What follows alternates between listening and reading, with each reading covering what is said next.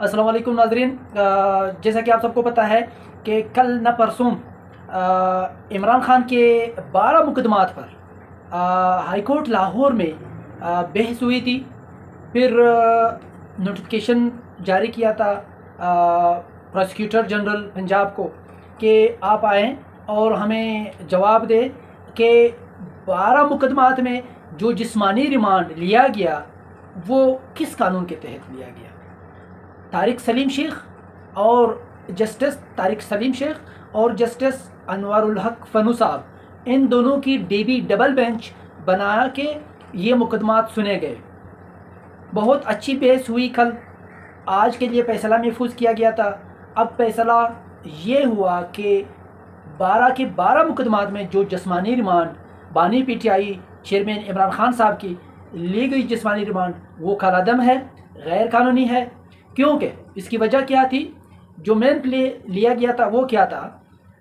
عمران خان کی طرف سے وکلاء نے یہ پلے لیا کہ جسمانی ریمانڈ جب بھی لیتے ہیں گرفتاری سے لے کر ودن 24 آور میں آپ کو پیش کرنا ہے، تو اس کو جج کے سامنے پیش کرنا لازمی ہے۔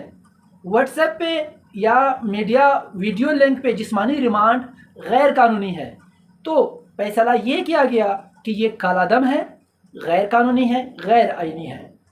اور بات اشتیاق خان صاحب نے، جو پی ٹی آئی کی طرف سے وکیل تھے، اس نے یہ بات اٹھائی کہ جب بھی ایک مقدمے میں کسی کی گرفتاری ہوتی ہے تو اس کے آگے پیچھے جتنے بھی مقدمات ہیں، جتنے بھی ایف آئی آرز ہیں، ان سب میں آپ گرفتاری کیوں نہیں ڈالتے؟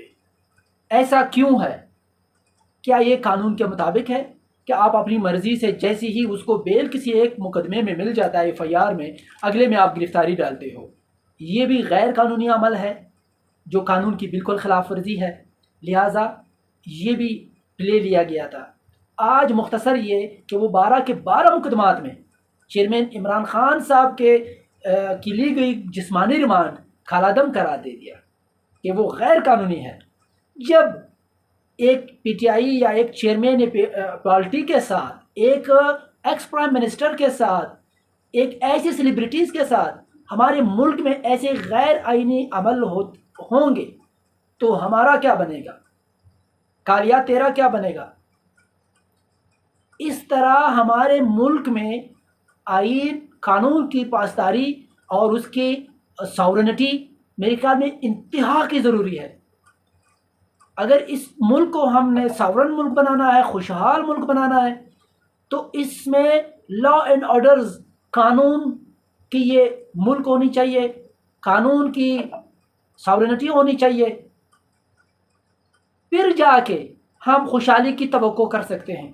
جنگل کا قانون اسے ہم کہہ سکتے ہیں کہ ایک اتنی بڑی سیلیبریٹیز کے ساتھ یہ عمل ہو سکتا ہے، تو ایک ادنا، ایک غریب، ایک لاچار، ایک بے بس انسان کے ساتھ اس ملک میں کیا ہوتا رہے گا؟ ہمیں اپنا قبلہ درست کرنے کی اشد ضرورت ہے۔ ہر فرقے کو، ہر ادارے کو، ہر اس طاقتور نظام کو، ہر اس طاقتور شخصیت کو، نہیں تو پیمانہ صبر کا لبریز دکھائی دے رہا ہے۔ آپ کے سامنے ہے منظیر پشتین کا وہ دھرنا، آپ کے سامنے ہے ڈاکٹر بلوچ صاحبہ کے وہ دھرنا مارنگ، آپ کے سامنے ہے بنوں کا واقعہ،